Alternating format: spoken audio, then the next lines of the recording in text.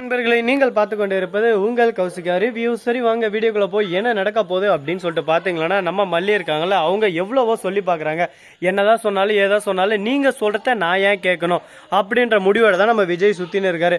நம்ம மல்லி எக்ஸ்பிளைன் பண்ண விரும்புகிறத எக்ஸ்பிளைன் பண்ணவே அவருக்கு விரும்பலைங்க. நீ எக்ஸ்பிளைனே என்கிட்ட பண்ணாத, இன்னும் 3 மாதம் நீ இந்த வீட்டை விட்டு போயிடுவேன், அது வரைக்கும் தான் இந்த வீட்டில் உனக்கு இடம், அதுக்கப்புறம் அந்த வீட்டில் உனக்கு இடம் இல்லைன்னு சொல்லிட்டு சொல்லிடுறாரு.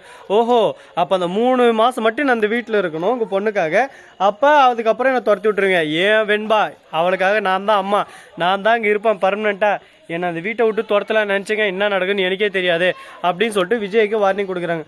விஜய் வந்து என் பொண்ணையும் என்னையும் பிரிக்க முடியாது, என் பொண்ணுக்கிட்ட கேட்கலாமா, நான் முக்கியமா, தேவையில்லாமல் அதெல்லாம் வேணாம், 2 பேரையும் அவளுக்கு முக்கியம், இந்த ஒரு பிரிவை நான் திரும்ப அவளுக்கு தர விரும்பல அப்படின்னு சொல்லிட்டு ஒரே வார்த்தையில் முடிச்சிடறாரு. இதை கேட்டதும் என்ன பேசுறது ஏது பேசுறதுன்னு சொல்லிட்டு தெரியாமல், சரி ஓகே இப்போதைக்கு நம்ம எதுவும் பேசக்கூடாது, நம்ம எது பேசினாலும் தப்பாயிரும் அப்படின்னு சொல்லிட்டு மல்லி சைலண்ட்டாக அந்த இடத்துலேருந்து போயிடுறாங்க. போகிறதோட மட்டும் இல்லாமல் திடீர்னு சைன் பண்ணி ஒரு பேப்பர் ரைட்லாம் தராங்க. இதை பார்த்துக்கோங்க, இந்த பேப்பர் தான் அக்ரிமெண்ட் பேப்பர், தெரியுது அது என்னன்னு சொல்லிட்டு, இனிமே வெண்பா என்னோட மக அப்படின்னு சொல்லிட்டு கோர்ட்லேயே கொடுத்தாங்க.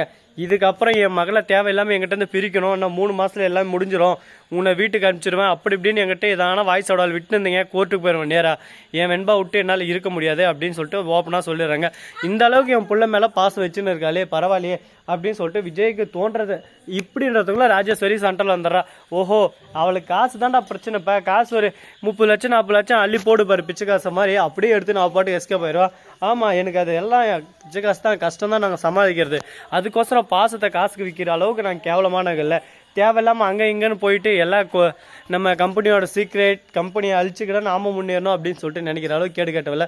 அப்போ என்னடி சொல்கிறேன், இந்த கம்பெனி காசெல்லாம் நான் தான் செலவு பண்ணேன், எல்லாத்தையும் நான் தான் எடுத்து போயிட்டு கொட்டேஷனெல்லாம் வெளியே லீக் பண்ணேன்னு சொல்லிட்டு என்னை பார்த்தா நான் அவ்வளோ திருட்டு தெரியுதா அப்படி இப்படின்னு சொல்லிட்டு ராஜேஸ்வரி பேச ஆரம்பிச்சுறாங்க.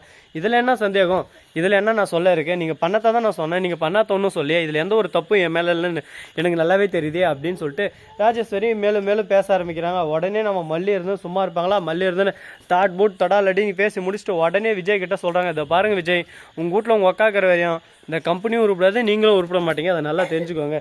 நீங்கள் வாழ்க்கையில் முன்னேறணும், கம்பெனியில் உருவாக்கின சாம்ராஜ்யம் எல்லாமே ஒரே செகண்டில் அழிச்சு விட்டு போயிடுவாங்க அக்கா. ஏன்னா அந்த அளவுக்கு உங்கள் அக்கா உங்கள் கம்பெனி மேலே ரொம்ப கேவலமான ஒரு ஈடுபாடோடு இருக்காங்க. இது எங்கே போய் முடிய போகுது, எதில் போய் முடிய போகுதுன்னு சொல்லிட்டு தெரியாது விஜய் அப்படின்னு சொல்லிட்டு சொல்லியிருக்காங்க. இதை கேட்டதும் என்ன பண்ண போகிறாங்க, அடுத்து என்ன நடக்க போகுது அப்படின்னு சொல்லிட்டு தெரியாமல் நமக்கே ஒரு பக்கம் குழப்பமாக தாங்க இருக்குது. ஏன்னா அந்த அளவுக்கு ஒரு பக்கம் ரொம்பவே டிஃபிகல்ட்டாக போயின்னு இருக்குது. சரி பரவாயில்ல, எவ்வளோ பிரச்சனை வந்தாலும் எல்லாத்தையும் நான் முறியடிப்பேன், இந்த பிரச்சனை எல்லாத்தையும் நான் சமாளிப்பேன் அப்படின்னு சொல்லிட்டு ஒரு தெம்பு நம்ம விஜய்கிட்ட இருக்குது. அதனால் விஜய் வந்து ஒரே வார்த்தை தான் சொல்கிறாங்க. இதோ பாருமல்லி, எங்கள் அக்கா வேணை ஏமாத்தினாலும் பிரச்சனை இல்லை, ஏன்னா எங்கள் அக்கா கம்பெனி இது அந்த மாதிரி சொல்லிருக்காங்க. இதை கேட்டதும் சரி ஓகே விஜய் தான் சைலண்ட்டாக அங்கேருந்து போயிடுறாரு. ஒரு பக்கம் ராஜேஸ்வரி இது கேட்டு வருத்தப்படுறாங்க. என்னடா இது, இந்த அளவுக்கு நம்ம தம்பி நம்ம மேலே பாசம் வச்சுன்னு இருக்கான், ஆனால் நம்ம அவனுக்கு தெரியாமல் இந்த கம்பெனிலேருந்து எவ்வளோ காசு சுருட்டோம்லே, நம்மளுக்கே இதெல்லாம் ஒரு பக்கம் அசிங்கமாக இருக்கே அப்படின்னு சொல்லிட்டு சரி ஓகே இதுக்கு மேலே நம்ம தம்பிக்கிட்டேருந்து எதுவும் சுரட்டக்கூடாது, நம்ம தம்பி தான் இனிமேல் நம்மளுக்கு எல்லாம் அப்படின்ற மாதிரி நம்ம பார்த்துக்கணும் அப்படின்னு சொல்லிட்டு ஒரு முடிவு எடுக்கிறாரு. இதுக்கப்புறம் என்னென்ன பண்ண போகிறாங்க, ஏது பண்ண போகிறாங்க, நம்ம ராஜேஸ்வரி இருந்தேன்னு இனிமேலாவது திருடாமல் கம்பெனிக்காக உழைப்பாங்களா, நம்ம மல்லி விஜய் சேர்த்து வைப்பாங்களா, திருந்திட்டாங்களா அப்படின்ற சுவாரஸ்யமான தொடராக தான் நம்ம மல்லி தொடர் போயின்னு இருக்குது. இதுக்கு நடுவில் இன்னும் என்னென்ன பிரச்சனைகள் வரப்போகுது, அந்த கோயிலுக்கு போகிறதால என்னென்ன பிரச்சனைகள் காத்து இருக்குது மல்லிக்கு அப்படின்னு சொல்லிட்டு தெரியலிங்க. ஆனால் நிறைய பிரச்சனையெல்லாம் காத்துன்னு இருக்குது. இந்த பிரச்சனையெல்லாம் எப்படி சமாளிக்க போகிறாங்க, என்னென்ன பண்ண போகிறாங்க அப்படின்னு சொல்லிட்டு தாங்க தெரியல. எல்லாத்துக்கும் காரணம் யாருன்னு சொல்லிட்டு பார்த்தீங்கன்னா ரஞ்சிதமும் ராஜேஸ்வரி தான். இவங்க 2 பேரும் இருக்கிற வரையும் இந்த குடும்பத்தில் எந்த ஒரு பிரச்சனை வராமல் இருக்காது.